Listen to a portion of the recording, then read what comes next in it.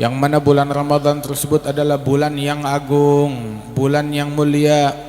Nabi besar Muhammad sallallahu alaihi wasallam begitu masuk malam pertama bulan Rajab, Nabi sudah langsung berdoa saat itu juga.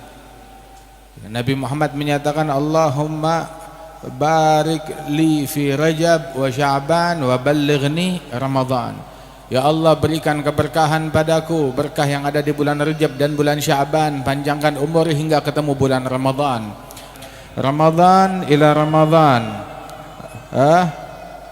dari Ramadan hingga Ramadan berikutnya. Itu di dalam hadis yang lain, as-salah ila as-salah wal jum'ah ila al-jum'ah, Ramadan ila Ramadan mukaffiratun lima bainahunna idza ijtunibatil kaba'ir. Dari waktu salat fardu hingga salat fardu berikutnya, dari Jumat hingga Jumat berikutnya, dari bulan Ramadan hingga Ramadan berikutnya. Ini ketika berjumpa dengan waktu berikutnya dari Ramadan, itu menggugurkan, menghapuskan dosa-dosa kecil yang terjadi di antara keduanya, asalkan syaratnya satu, idza ijtunibatil kaba'ir, jauhi dosa besar, maka Allah Ta'ala akan ampunkan dosa-dosa kecil kita.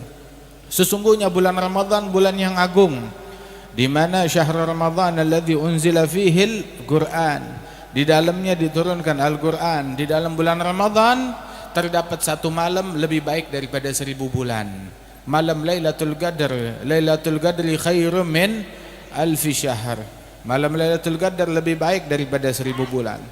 Bulan Ramadan setiap pagi dan sore dikumandangkan panggilan yang berbunyi, ya baghiyal khair aqbil, ya baghiyasy syarr aqsir. Wahai pencari kebaikan, ayo semangat, datanglah, ini waktunya, ini saatnya.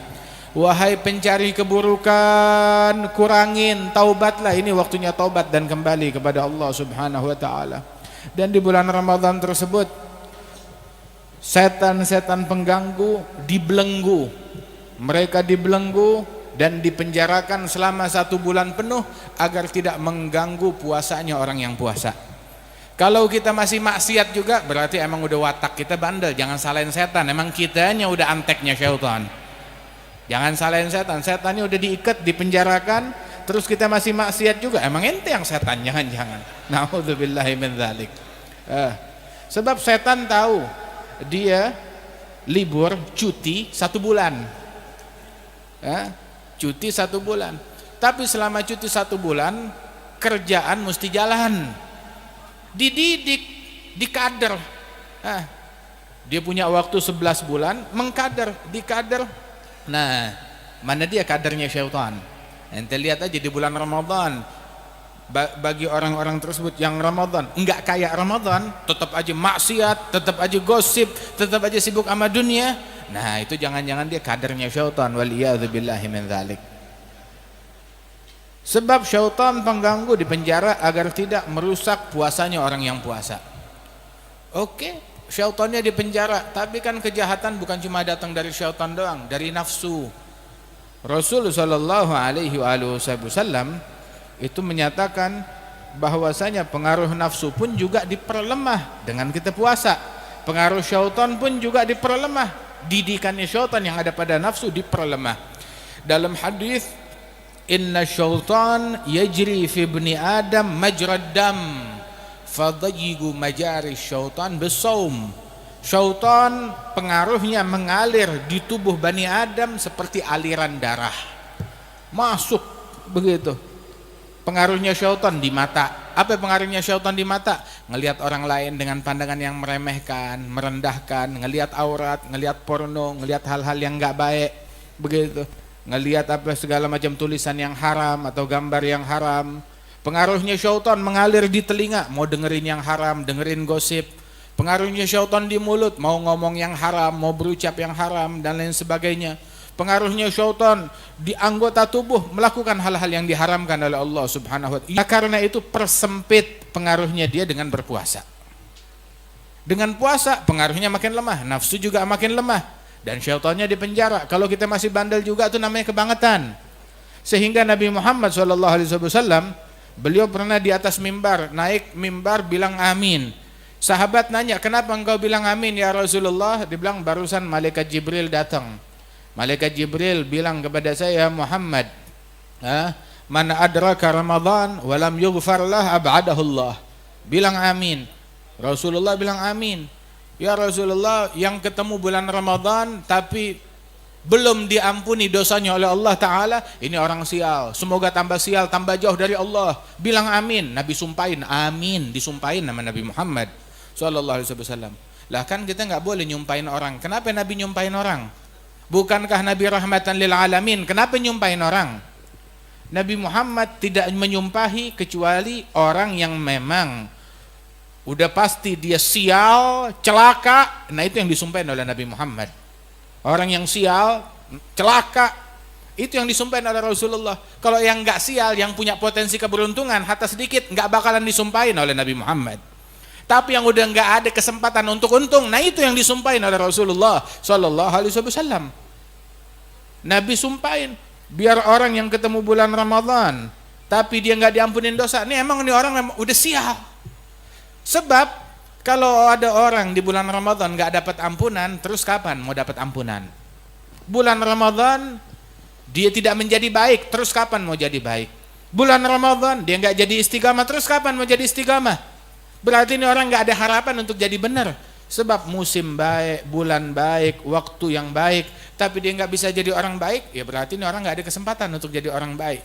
Semoga ini orang tambah jauh dari Allah Ta'ala. Bilang amin, disumpahin oleh Rasulullah Sallallahu Alaihi Wasallam. Awas, jangan kamu tergolong sebagai orang yang sial tersebut. Jangan ada keluarga kita, anak kita tergolong sebagai orang yang sial. Waliyadzubillahi min dzalik. Illam yughfar lu fi Ramadan famata, kata Rasulullah. Kalau enggak diampunin di bulan Ramadan, terus kapan lagi diampunin oleh Allah Subhanahu wa taala? Ramadan banyak kesempatan untuk meraih keberuntungan. Apa? Bayangin, pahala yang sunnah dilipat gandakan hingga menyamai amalan yang fardu di bulan Ramadan. Dan apabila seseorang mengerjakan amalan yang fardu di bulan Ramadan, ibadat yang fardu, pahalanya dilipat gandakan seperti 70 fardu di luar bulan Ramadan. Kalau dia terus nggak diampunin dosa, ya berarti emang ini orang sial banget, kelewatan.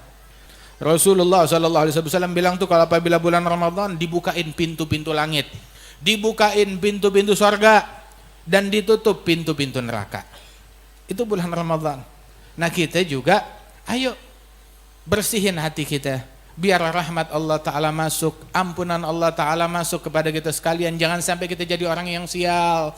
Ya mudah-mudahan Allah Ta'ala berikan taufik dan hidayat ya kepada kita sekalian. Rasul Sallallahu Alaihi Wasallam bilang nih, hati-hati. Orang kalau puasa tuh jaga mulutnya dari yang haram.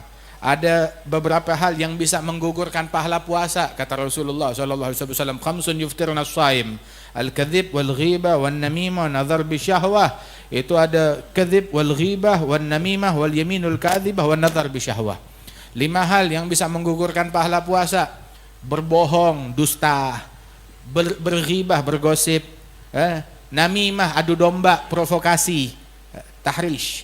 Kemudian juga al-yaminul kadhibah, sumpah palsu, palsu. Kemudian juga an-nadhar bi syahwah, memandang sesuatu dengan syahwat yang diharamkan oleh Allah Subhanahu wa taala. Mudah-mudahan Allah Taala selamatkan kita dari penyakit ini. Dijadikan nih Ramadan kita Ramadan yang paling istimewa, yang paling berkah, yang paling qabul insyaallah. Nabi sampai bilang, Allahumma sallimna min Ramadan, salim Ramadan minna. Ya Allah, selamatin kita dari Ramadan, selamatin juga Ramadan dari kita.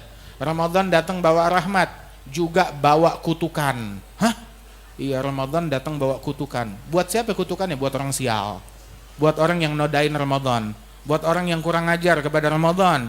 Buat orang yang nggak tahu adab di bulan Ramadan, Ramadan datang bawa kutukan buat dia, bawa sial buat dia. Semoga Allah Ta'ala selamatkan kita dari Ramadan, dan Allah Ta'ala selamatkan Ramadan dari kita. Kif selamatnya Ramadan dari kita? Kita tidak termasuk sebagai orang yang menodai kehormatan bulan Ramadan dengan kedengkian, dengan kebencian, dengan kemaksiatan. Diceritakan bahwasanya kelak di hari kiamat, Rasulullah ketika berjalan ada orang yang sudah dicambuki oleh malaikat sebelum neraka. Ketika orang tersebut melihat Rasulullah dan dia adalah umat Nabi Muhammad, dia langsung bergantung di jubah Nabi Muhammad dan mengatakan, "Syafi'ni ya Rasulullah." berikanlah syafaatmu kepadaku ya Rasulullah. Rasulullah akan mengangkat tangan, akan mohon kepada Allah karena beliau sangat rahmat, sangat cinta kepada umatnya. Sebelum Rasulullah mengucapkan doa, malaikat yang mencambuki orang tersebut mengatakan, inna khosmahu Ramadan. Ya Rasulullah, musuh orang ini, saksi yang memberatkan orang ini di hadapan Allah adalah Ramadan, karena bukan hanya dia tidak puasa di bulan Ramadan, malah dia bermaksiat kepada Allah di bulan Ramadan. Yang tadinya Rasulullah akan berdoa, beliau membalik tangan dan mengatakan, ana bari'un mimman khosmuhu Ramadan. Saya tidak bisa memberikan syafaat kepada orang yang dimusuhi oleh bulan Ramadan. Rasulullah saja nggak berani untuk memberikan syafaat kepada orang yang dimusuhi oleh bulan Ramadan. Karena beliau tahu bulan Ramadan bulan yang spesial, bulan yang penuh rahmat. Maka sungguh sayang kalau kita sia-siakan begitu saja, tidak berpuasa malah bermaksiat di bulan Ramadan. Jangan sampai Ramadan berlalu. Boleh jadi ini Ramadan terakhir bagi kita. Tahun depan masih ada Ramadan, tapi kita mungkin sudah berpindah, tidak lagi di atas tanah, tapi sudah masuk ke dalam lubang tanah. Pejamkan mata sejenak, bayangkan orang-orang yang tahun lalu bersama dengan kita, sholat dengan kita. Ingat kita posisinya di mana, masih terbayang senyumnya di pelupuk mata. Tapi tahun ini dia tidak lagi bersama dengan kita. Semua nafas akan terhenti pada waktunya. Dan semua keindahan dunia tidak ada artinya. Cerita akhirat yang dulu kita dengar akan menjadi nyata. Angan-angan dunia akan menjadi hampa. Kecantikan yang dulunya kau sombongkan, ketampanan yang dulunya kau banggakan, semuanya jadi santapan cacing tanah.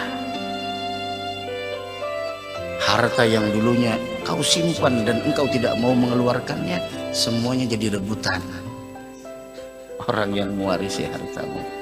Pada saat itu penyesalan tidak ada artinya. Dan seburuk-buruk penyesalan adalah penyesalan di hari kiamat.